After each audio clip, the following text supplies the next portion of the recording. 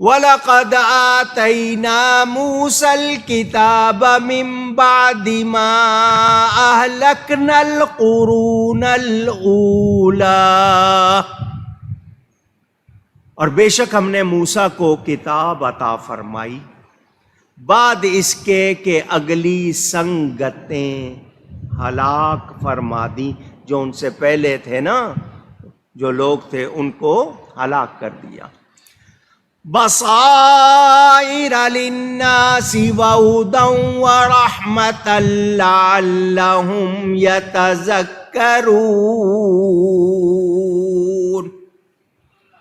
جس میں لوگوں کے دل کی آنکھیں کھولنے والی باتیں اور ہدایت اور رحمت کے وہ نصیحت مانیں۔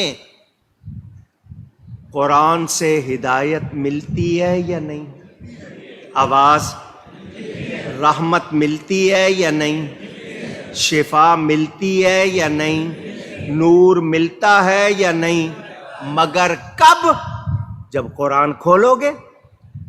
آپ نے قرآن ہی نہیں کھولنا تو آپ کے لیے رحمت کے دروازے کیسے کھلیں گے؟ شفا کے دروازے کیسے کھلیں گے؟ نور کی راہیں کیسے کھلیں گی؟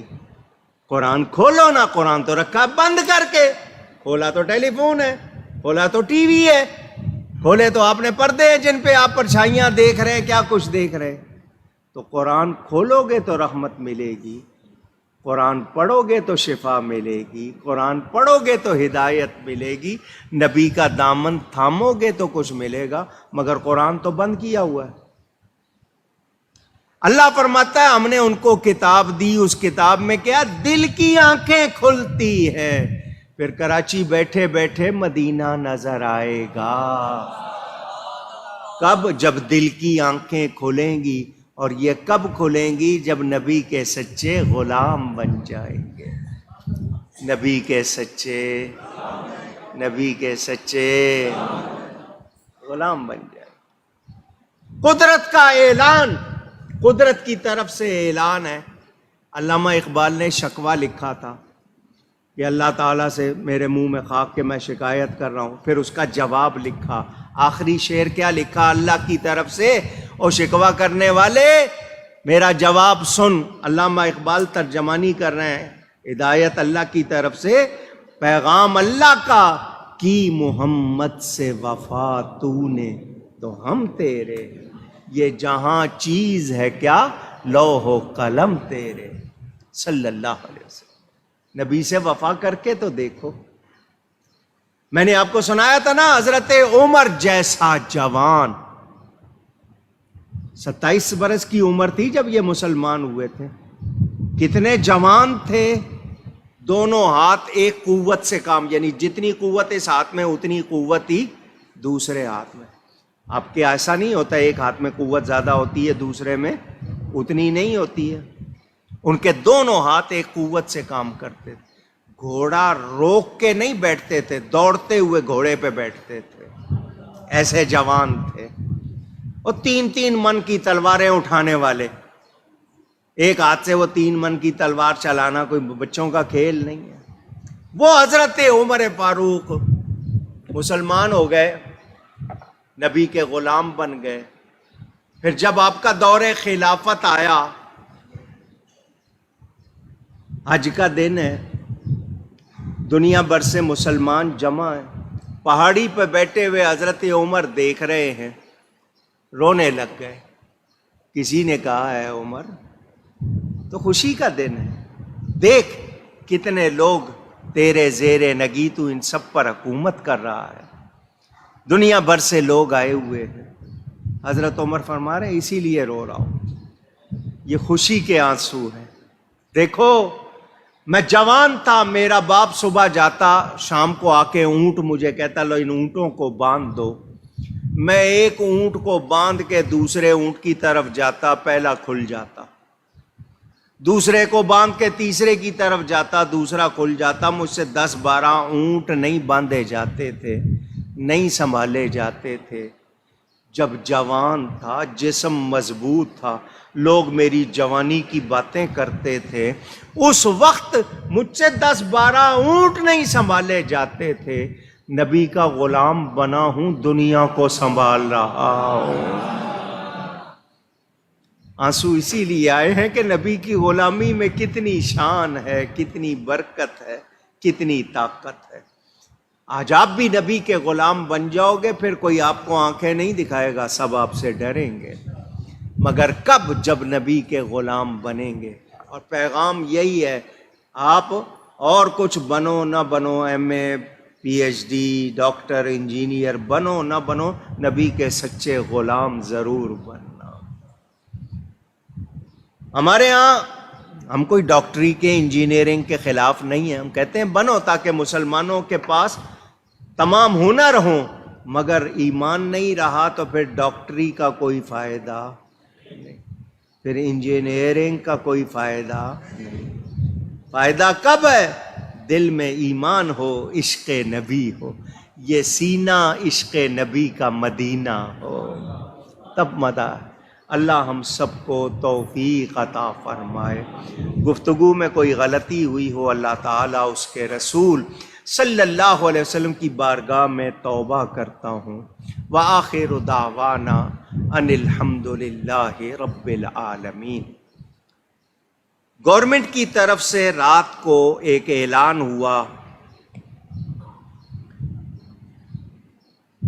ایک گورنمنٹ کے کیا کہتے ہو، چمچے کہتے ہو، سرکاری درباری شخص نے دوسرے عقیدے کا ہے لیکن آج کل وہ درباری ہے، گرین فرائیڈے، کیا نام لیا؟ سبز جمعہ، ہرا جمعہ۔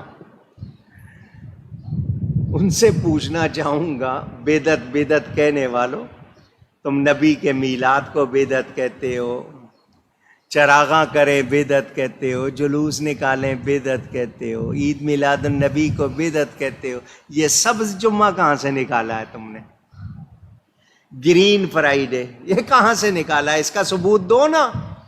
تم جو کرو وہ جائز، ہم نبی کا میلاد منائیں تو بدعت بدعت کے فتوے لگاتے ہو۔ پتہ چل گیا تم لوگ سچے، اوپر کچھ اور ہو، اندر سنیں، کورونا ایک برا وائرس ہے، اس نے دنیا میں تباہی مچائی ہے۔ پتہ نہیں 15 لاکھ یا اس سے زیادہ لوگ اس کا نشانہ بن چکے ہیں، کروڑوں افراد کو اس نے پریشان کیا ہے۔ کوئی شبہ مگر اس کی آڑ میں جو کچھ ہوا ہے وہ اس سے بھی برا ہے، وہ اس سے بھی۔ اسی کورونا میں تم نے غزہ پر حملہ کرا، تمہیں نہیں خیال آیا کہ اس وقت دنیا کس حالت میں ہے؟ یہ زائنسٹ صہیونیوں نے غزہ پر انہی دنوں میں حملہ کیا، مسلمانوں کے مقدس ایام میں کتنے لوگ کاٹے، ہسپتال نہیں تھے، دوائیں نہیں تھیں، غذا نہیں تھی۔ مجھے بتاؤ یہ کورونا سے بھی برا ہے یا نہیں ہے؟ اونچی۔ اچھا جی، اس کی آڑ میں جو کمائی ہو رہی ہے، جو لوگوں کو لوٹا جا رہا ہے، ایک ریڑھی والا ہے، ٹماٹر ہے، گاجر ہے، سبزی ہے، پھل ہے، سموسے ہیں، اس بیچارے کو روز کے 200-300 روپے مشکل سے اس کی کمائی ہوگی، وہی جا کے وہ بچوں کو کھلاتا ہوگا، ان کی ریڑیاں الٹ رہے ہو۔ تم نے جرمانہ لگانا ہے، لگاؤ، ان سے کہو کہ ریڑھی بڑھا لو، اس غریب آدمی کی ریڑھی الٹ رہے ہو، یہ ظلم نہیں ہے؟ پوچھ رہا ہوں۔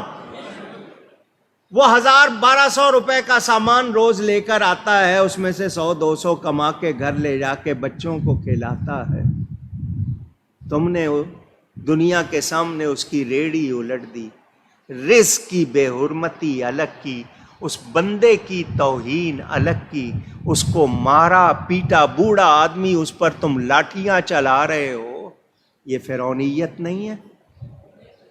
پوچھ رہا ہوں۔ وہ حکمران، پالیسیاں بنانے والے، حکم چلانے والے، ٹائم دے دیا کہ جی 6 بجے بازار بند کرنا ہے. تم نے حکم دے دیا. کتنے پولیس والے ہیں وہ بتہ لے کر دکانیں کھلی رکھوائیں, شٹر آدھا رکھ لو, ذرا ہجوم نہ کرو, اتنے پیسے پہنچا دینا, جتنی دیر تک کھولنا ہے کھول لو. ایسا ہوا ہے یا نہیں ہوا؟ یہ جتنے لوگ ایسا کر رہے ہیں ان پر کورونا کا کیا اثر ہوا؟ 6 بجے کے بعد کورونا کسی کو نہیں لگتا. لگے گا تو 6 بجے تک ہے. 6 بجے کے بعد آپ کو بند, کیونکہ کورونا اس کے بعد آیا ہے, اس سے پہلے نہیں تھا یا اس کے بعد آیا ہے. جو بھی, یا تو یہ کہ 6 بجے کے بعد کورونا لگے گا, 6 بجے سے پہلے نہیں لگے گا. کانفرنس میں نہیں لگے گا, پارٹی میں نہیں لگے گا, آپ کی جتنے بھی پروگرام ہیں ان پہ نہیں لگے گا, آپ بائی الیکشن کرا لیں اس میں نہیں لگے گا. مگر دکانیں کھولو گے لگے گا, ریڑھی لگاؤ گے لگے گا. کتنے ملک ہیں جنہوں نے اپنے لوگوں کو اگر روزگار نہیں ہے تو ان کو ماہانہ خرچ دیا ہے. تم نے تو لوٹا ہے. اور مظلوم کی آہ عرش ہلا دیتی ہے. کتنے لوگ سفید پوش ہیں, کنگال ہو گئے ہیں, تمہیں پتا نہیں. تمہیں اپنے اقتدار کی فکر, جی 2.5 سال تکلیف میں گزارے, اب مزے کروں گا. یہ ظلم کرنے والوں کو کوئی مزہ مل سکتا؟ تم نے بد دعائیں لی ہیں لوگوں کی, تم نے آہیں لی ہیں لوگوں کی. مہنگائی کا طوفان, 8 روپے کا یونٹ تھا بجلی کا, تم نے خود اپنے ہاتھوں سے بل جلایا تھا. آج 30-32 روپے تک لے رہے ہو. تمہیں کوئی پرواہ نہیں ہے؟ تمہیں نہیں معلوم اس کا انجام کیا ہوگا, پکڑ کتنی ہوگی؟ تم شاید سمجھ رہے ہو نہیں, عہدہ ہی سب کچھ ہے. بڑے بڑے آئے بڑے گئے. ڈرو اللہ سے. لیکن تمہیں ڈر ہوتا تو تم ایسی باتیں نہ. مجھے بہت تکلیف ہوتی ہے, سوشل میڈیا پہ فلم دکھا رہے ہیں, کسی کی ریڑھی الٹ رہے, بوڑھا آدمی ہے اس کو مار رہے. ایک شخص سموسے لگا کے بیٹھا ہوا, کتنے ہوں گے, 100 سموسے ہوں گے زیادہ سے زیادہ. اس کے سموسے الٹے, بوڑھا آدمی اس کو بیٹھے ہوئے کو اٹھا کے مارا. وہ تکلیف سے لیٹ گیا, اس لیٹے کی حالت میں بھی اس کو ڈنڈے مار رہے. اور ڈنڈے برسانے والوں, تم نے کیا سمجھا تم آج ایسا کر لو گے کل تمہارے ساتھ نہیں ہوگا؟ اپنا انجام یاد رکھنا. تمہاری اولاد کی وجہ سے تمہیں تکلیف دی جائے گی, تمہیں طرح طرح کے مصائب آئیں گے. حرام کھا رہے ہو, اس کی مصیبتیں الگ, وبال الگ. میں اگر میری آواز سنی جا رہی ہے, حکمرانوں سے کہوں گا, آپ کو اگر ٹائم کی پابندی کرانی ہے تو آپ نے ایک ثبوت دنیا کو دے دیا کہ آپ کے 4 پولیس والے مل کے بازار بند کرانا چاہیں تو کروا سکتے ہیں. جوئے کا اڈا نہیں بند کروا سکتے, شراب کا اڈا بند نہیں کروا سکتے. یہ آپ نے ثبوت دے دیا ایک تو, کہ پولیس والے چاہیں دکان بند کرا لیں گے مگر برائی کا اڈا بند نہیں کرائیں گے. ایک تو یہ پتا چل گیا. میں کہنا یہ چاہتا ہوں کہ اگر کوئی ریڑھی والے, ڈھابے والے, یہ کیا کہتے ہیں, جو بھی چھوٹے چھوٹے جو اس طرح کے لوگ اسٹال لگا لیتے ہیں, ان کے ساتھ اس ظلم کے ساتھ پیش نہ ہو. ان کو کہو کہ سامان اٹھا لو چلے جاؤ, مگر ریڑیاں الٹنا اور ان پہ ڈنڈے مارنا اور ان کی توہین کرنا, اس کو برداشت نہیں کیا جائے گا. جو ایسا کر رہے ہیں اللہ کرے ان کے ہاتھ ٹوٹ جائے. وہ تمام لوگ جنہوں نے ناموس رسالت کے فدائیوں پر گولیاں چلائیں, ڈنڈے برسائے, شیل گرائے, ان کے لیے بھی ہماری یہی دعا تھی کہ اللہ کرے ان کے ہاتھ ٹوٹ جائے. ظلم کرنے والے کے ہاتھ اللہ توڑ دے. اور تمہاری یہ حکومت جس میں دین کے خلاف سازشیں ہو رہی ہے, کبھی ملالہ کے نام سے, کبھی ٹی وی ڈراموں سے, کبھی دوسری طرح طرح کی باتوں سے. پچھلے جمعے بھی آپ کے سامنے کہا یہ ایجنڈا ہے. جہاز میں بیٹھا ہوا, ایک دن شادی کے بعد جوڑا سب کے سامنے چوما چاٹی کر رہا ہے. یہ سب کچھ کروایا جا رہا ہے آپ کے غیرت کو چیک کرنے, ایمان کو چیک کرنے کے لیے. تو یہ گورنمنٹ یہ حرکتیں بند کر دے، دوسروں کے ایجنڈے پہ یہ سازشیں بند کر دے، یا جو لوگ دوسروں کے ایجنٹ بن کے یہ کر رہے ہیں وہ یاد رکھیں مسلمان میں ایمان ہے تو وہ یہ بے غیرتی برداشت۔ وہ ملالہ نام کی لڑکی جس نے کتنا ملال دیا ہے، کتنا صدمہ دیا ہے، وہ کہتی ہے شادی کے بغیر پارٹنر، تو لگتا ہے شاید پارٹنروں کی اولاد ہے، اس کے ماں باپ کا نکاح نہیں ہوا ہوگا، وہی ایسی باتیں کر سکتے ہیں۔ کس نے جرأت دی اس کو؟ لازمی بات ہے جس کا کھانا اسی کا گانا، جنہوں نے اس کو یہاں سے خاص طور پہ تیار کر کے لے کے گئے ہیں، پرائز دلوائے ہیں، ایوارڈ دلوائے، وہی کہلوا رہے ہیں، اور اس پر کوئی بیان نہیں آ رہا تو سن لیں، ہم جانور نہیں ہیں، ہم انسان ہیں۔ یہ جانوروں میں ہوتا ہے کہ کوئی نکاح نہیں ہوگا، مگر انسان اور خاص طور پر مسلمان بے غیرتی برداشت کر سکتا نہیں۔ میں نے رات بھی اپنے جو پروگرام ہے اس میں بھی کہا، اس سے پہلے ٹی وی چینلز پہ بھی کہا، مسلمانوں یہ تمہارے ایمان کو، غیرت کو چیک کر رہے ہیں، کتنی حیا باقی ہے، لوگ کتنا شور کرتے ہیں۔ جب دیکھیں گے لوگ ٹھنڈے ہو گئے تو پھر کہیں گے جی اب کھلم کھلا کرو۔ تو سنو، یہ پاکستان اسلام کے نام پر بنا ہے، یہاں غیر اسلام بات برداشت اونچی گئی ہے، آپ سب نے اس کے خلاف کرنا ہے۔ اچھا کہتے ہیں جی کیوں توجہ دے رہے ہو، چھوڑو بکتی ہے بکنے دو، نہیں بولیں گے تو کہتے ہیں بولتے نہیں، بولتے ہیں تو کہتے ہیں کیوں بول رہے ہیں، توجہ دے رہے ہیں۔ تو یہ بات اسی طرح ہی تو بڑھائی جاتی ہے، شوشا چھوڑا، دیکھا کوئی جواب نہیں آیا تو ڈبل کر دیا، پھر دیکھا کوئی جواب نہیں آیا ٹرپل کر دیا۔ تو ہم اسی لیے بولتے ہیں کہ پہلے ہی دبا دیں، ان کو بتا دیں کہ ہمارے پاس ایمان ہے، ہم بے حیا ہو سکتے۔ ایمان کی حفاظت کرو، اپنے گھروں میں عورتوں بچوں کو حیا سکھاؤ۔ یہ میرا پیغام آپ کو اپنی طرف سے نہیں ہے، قرآن حدیث کی طرف سے ہے۔ نہیں کرو گے قبروں میں اپنا حساب آپ نے خود دینا ہے، یہ نہیں کہہ سکو گے کسی نے بتایا نہیں تھا۔ تو یاد رکھنا ہم لوگ غیرت والے ہیں، ایمان والا بے غیرت نہیں ہوتا، تو غیرت والے بنو۔ اللہ ہم سب کے ایمان کی حفاظت فرمائے۔ یہ پیغام دینا ضروری تھا۔ مسجد اقصیٰ کے حوالے سے آپ سب نے کوشش کرنی ہے۔ میں 2 جمعوں سے وہی فلسطینیوں والا رومال باندھ رہا ہوں تاکہ ان کو بھی اگر میری فوٹو جائے تو پتہ چلے میں ان کے ساتھ ہوں۔ علامت ہوتی ہے نا، نشانی، یہ فلسطینیوں کا رومال ہے، تو وہ ان کا ویسے دوسرے باندھتا ہوں لیکن یہ ان کا ہے، تو اس لیے پچھلے جمعے بھی یہی باندھا تھا۔ پیغام جائے، ہم نے ثابت کرنا ہے۔ آپ غیروں کی چیزیں لگا لیتے ہو، تو میں ان فلسطینی مجاہدوں کو کہنا چاہتا ہوں ہم کمزور دور بیٹھے ہیں اور کچھ نہیں کر سکتے مگر تمہارے لیے دعائیں کرتے ہیں، جو بیان ہو سکتا ہے دیتے ہیں، زبان سے تمہارے لیے آواز بلند کرتے ہیں۔